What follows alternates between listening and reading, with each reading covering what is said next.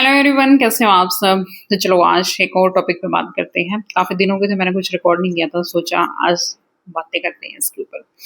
तो आज का जो टॉपिक है वो है कि किसी को भी हम अगर रिस्पेक्ट देते हैं तो मेरे ख्याल से उसके लिए एज कोई क्राइटेरिया नहीं होना चाहिए। कोई हमसे सीनियर है, हम उसको ही रिस्पेक्ट करेंगे। हमें रिस्पेक्ट मेरे ख्याल से सबको ही करना चाहिए। बाद में देखते हैं कि उसका बिहेवियर हमारे लिए कैसा हो सकता है। कोई हमें कॉन्स्टेंटली ही अगर ट्रिगर करे, कॉन्स्टेंटली ही अगर परेशान करेगा, तो ऑब्वियस सी बात है वो रिस्पेक्ट है वो खुद ब खुद कम हो जाती है। ये मेरे ख्याल से सभी के साथ होता है।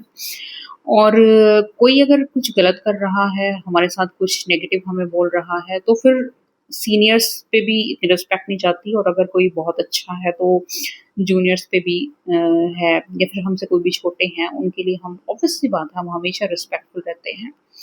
तो एक और चीज़ मैं ऐड करना चाहूँगी कि जैसे स्टूडेंट्स को हम बोलते हैं कि बेटा जॉब के लिए आप तैयारी करो, लेकिन आपको स्किल है वो खुद उसमें खुद डेवलप करो। हाँ, उसको लर्न करने की कोशिश करो, ताकि यूँ है कि कभी भी लाइफ में आपको सर्वाइव करना पड़े तो स्किल आपको आनी ज़रूरी है। लड़कियों का केस अगर हम देखें तो और कुछ नहीं तो कम से कम सिलाई करके, या फिर पार्लर भी एक अच्छा ऑप्शन है जो आजकल बच्चे सीख रही हैं।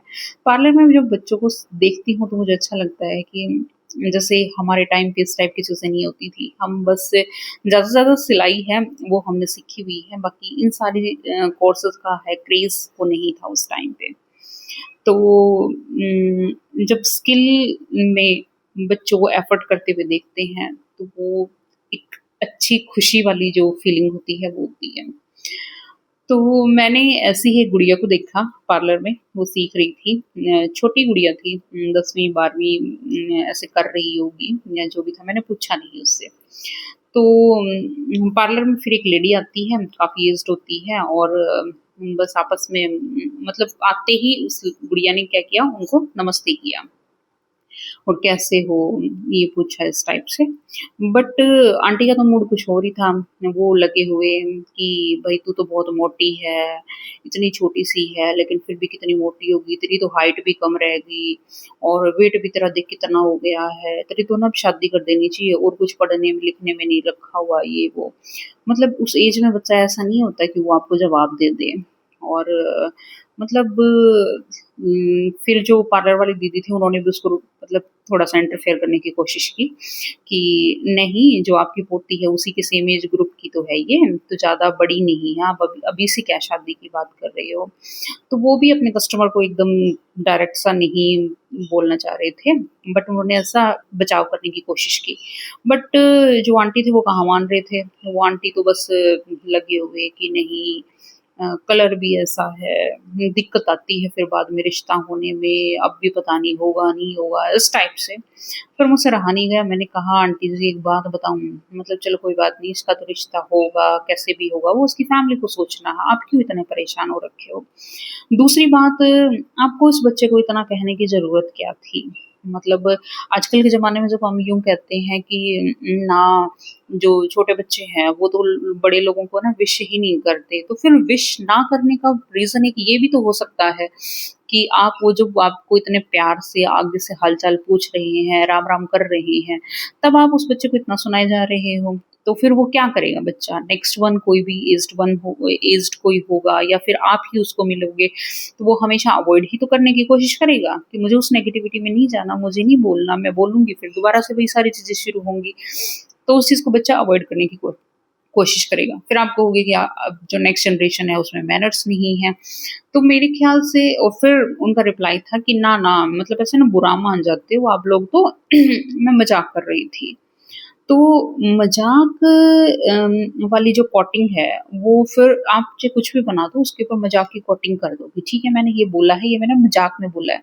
पर भई नहीं बोलना होता है मज़ाक में। ऐसे ही अगर उस बच्चे को 10 लोग ऐसे ही मज़ाक-मज़ाक में कुछ बोलेंगे, तो उस बच्चे को दिमाग पे क्या असर पड़ेगा? उसको क्या पता नहीं है उसका वेट कितना है, उसको क्या पता नहीं है उसका कलर कैसा है, उसको क्या पता नहीं है उसको शादी कब करनी है, आप कौन होते हो ये सब बोलने वाले? तो और टीनेज में तो मतलब बच्चा सेल्फ डाउट में वैसे ही रहता है, उसके अंदर तुम फ्री में इतने थोक में डाल रहे हो तो क्यों भाई? तो अगर आप बड़े हो तो आपकी रिस्पॉन्सिबिलिटी है, और फिर आपका बड़प्पन वही होता है कि अगर कोई बच्चा इस टाइप से डाउट में भी है तो आप उसको वहाँ से निकालो। ठीक है? कि कोई बात नहीं, फिज़िकल अपीयरेंस इतना कोई बड़ी बात नहीं होती, या जैसे भी हैं, हमारे काम है वो ज़्यादा इम्पोर्टेंट होने चाहिए as compare to our physical appearance. इस टाइप की चीज़ें होनी चाहिए। वो आपका बड़प्पन है, वो आपको रिस्पेक्ट दिलाएगा। ऐसे नहीं कि बच्चे को नीचा दिखा-दिखा के और आप यूँ कहो कि मैं मज़ाक कर रही थी। तो मेरे ख़्याल से इस टाइप की चीज़ें अगर हम सीनियर्स की तरह से बिहेव करेंगे तो ऑब्वियस सी बात है, कोई मतलब ये मैनर्स कम होने वाली या ख़त्म होने वाली चीज़ें हैं वो नहीं आएँगी। क्योंकि सीनियर जब खुद के एंड पे गड़बड़ी करनी शुरू कर देते हैं तब जाके बच्चे अपोज़ में जाके ये चीज़ें करते हैं। और हमें कोई नहीं हक होता किसी को भी नेगेटिव बोलने का, किसी को भी परेशान करने का।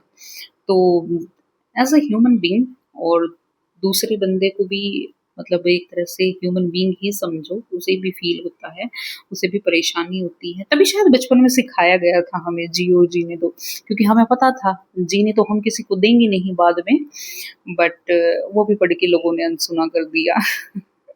तो आप क्या कहते हैं इस बारे में? धन्यवाद।